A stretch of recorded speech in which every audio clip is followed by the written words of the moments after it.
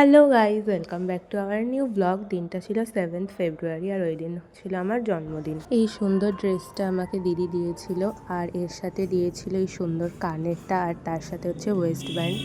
তো এগুলো আমি পরেছিলাম রাত্রিবেলা ওই 12টার সময়। তারপরে কেক টেক কেটেছিলাম আর বাইরে দিদি হচ্ছে সুন্দর করে সমস্ত কিছু ডেকোরেশন করছিল। এইটা ছিল আমার সুন্দর বার্থডে কেক, যেটা একটা দিদির থেকে আমরা নিয়েছিলাম। আর এই ক্যান্ডেলগুলো তো আমরা বাড়িতেই বানাই, একটা আমাদের ছোট সেন্টেড ক্যান্ডেলের বিজনেসও আছে। তো এই ছিল ফাইনাল ডেকোরেশন। দেবে happy birthday to you, happy birthday to you, happy birthday dear Boni, happy birthday two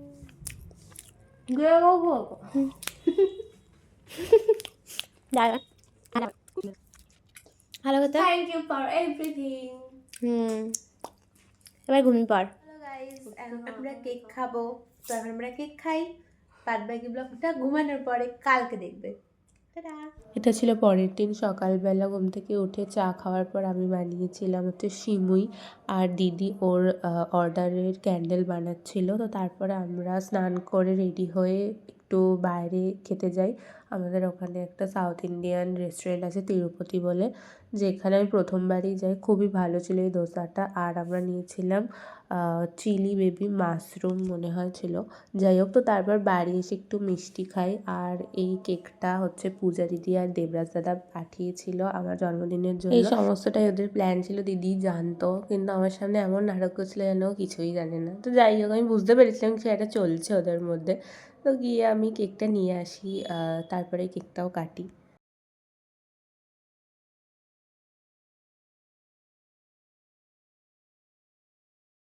চুকেগা next নে কাটা আমি কাটা।